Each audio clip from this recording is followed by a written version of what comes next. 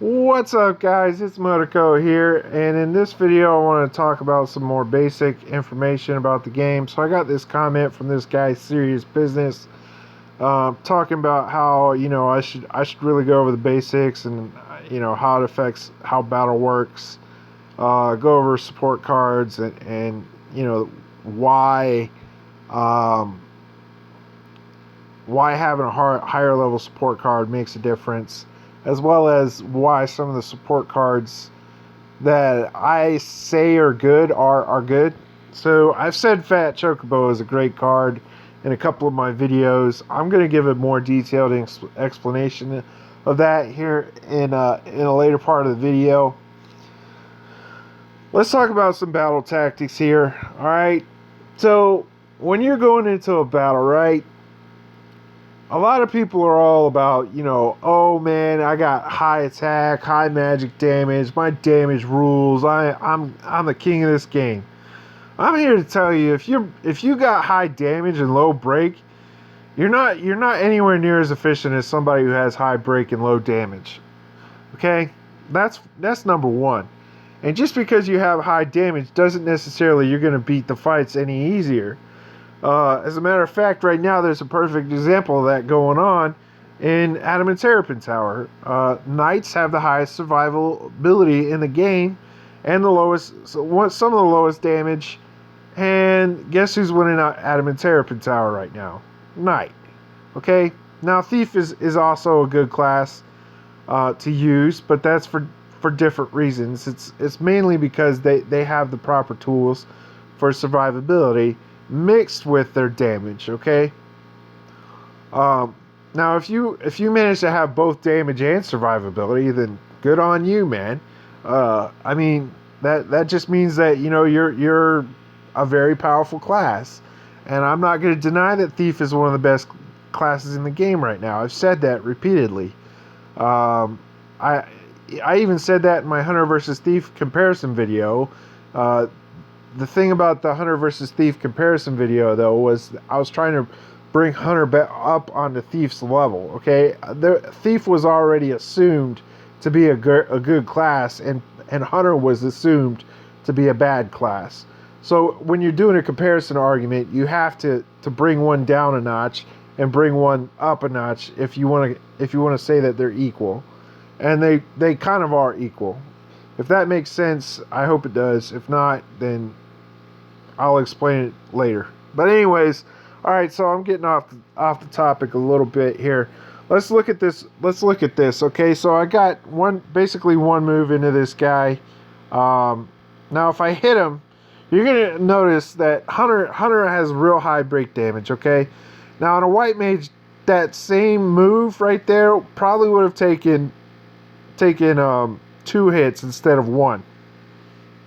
Now, what does that mean? Okay, if you're breaking more slowly, that means that you're not as efficient with your orbs, for one. Okay, and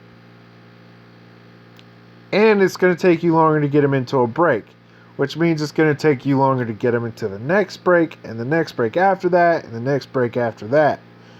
The person who breaks the fastest is going to do the most damage over time. Okay? That's just how this game is set up. So you need to understand that.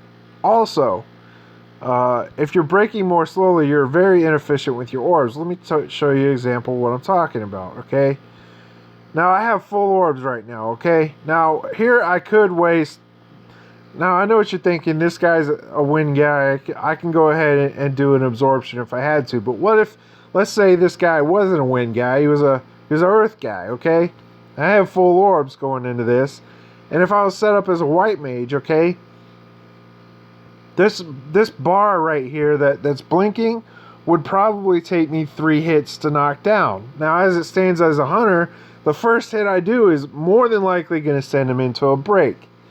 Now, if you look at my position here, if I do 3 hits as a white mage, I'm going to waste 1 orb, okay?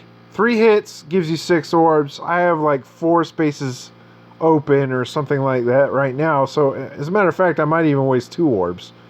Okay, so 2 orbs that are just going to be totally wasted, because Obviously, you want to set up for your break with as much weakness elements as possible. So you know what I'm saying. So if you can kind of play the imagine game here, as a matter of fact, it's going to take me even 2 hits as a hunter. So 2 hits as a hunter is probably 4 hits as a white mage. So that's even more orbs that's wasted. All right. All right. So I got him in the break. I'm just gonna play like he's an Earth guy. I know he's not, and I know I'm being silly right now. Okay, just bear with me. All right. So, once you're inside your break, if you have to spend hits because you haven't set up for your break properly, that's also wasting orbs. Because during your break, you get 3 orbs per hit, no matter what. Okay. So you want to set up properly for your breaks.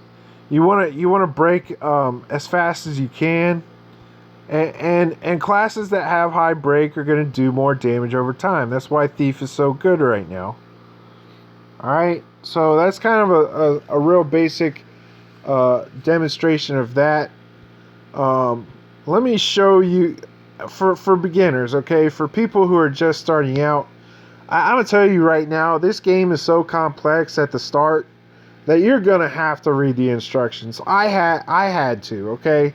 And I'm a guy who prides myself on not doing that stuff, learning from the hip, and learning through experience and actually doing things. Now that way it's kind of sloppy and it can be disadvantageous to learn that way, but that's just how I learn, okay? I'm sure a lot of people are the same way. You got an advanced guide here. It goes over all the things that you need to know about for advanced, getting more skill seeds, getting higher battle scores, obtaining crystals, raising ability levels, extra skills, all of that nonsense, okay? The etc. menu, shop, social, it tells you about everything that you need to know. Cards, decks, skill seeds, auto ability cards, fusion, selling cards, all of that stuff. Battles. It'll go into what break is, okay? And it'll give you an explanation of break. What normal attacks do, how they work. What your orbs do, how those work, okay? Element drives. It has everything that you need to know basically about this game. Now, you come to channels like mine and YouTube and things, and forums and things to learn advanced tactics and learn why cards are good. You go to Ultima to learn how to do your job planning, okay? You use other resources other than this menu to do your advanced stuff. But this menu is going to tell you everything that you need to know basically about the game. So read your instructions. It's extremely important. Put the man card down and just read the instructions. I know your wife or girlfriend or whatever told you that. I don't know how many times. Your mom's probably told you that a billion times. But honestly, this is definitely one of the things where it's pretty much a requirement, okay? I restarted this game 3 times, and I still had to go back on my 4th time. This is my 4th time around. I went ahead and just kept this account my 4th time. And even on my 4th try around, I still had to go back and read the instructions and learn some things, okay? So don't feel bad about it. Alright, so that's pretty Oh, I did say I wanted to go over Fat Chocobo real fast. I know this video is starting to kind of get a little long.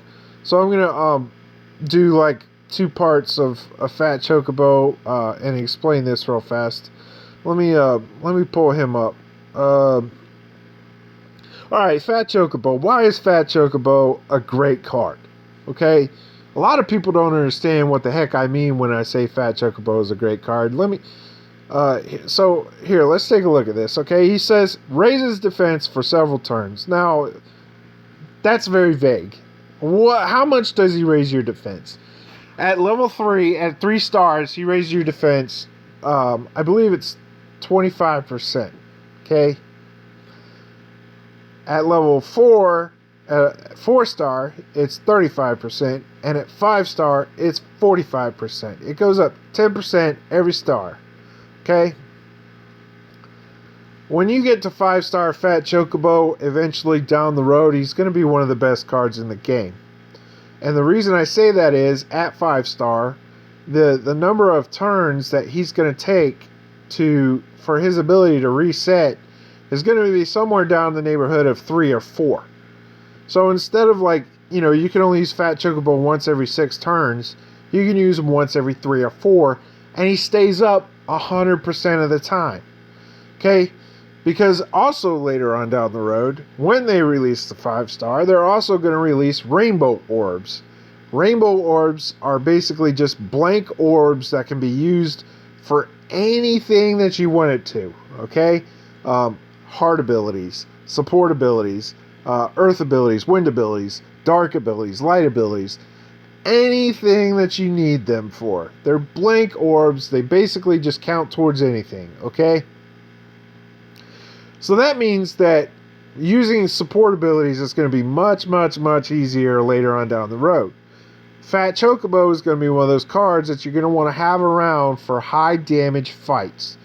Bosses that put out a lot of damage. High levels of the Adam and Terrapin Tower is a perfect example of that. Okay? Fat Chocobo is great for high levels in the Adam and Terrapin Tower, especially if you have him 4-star.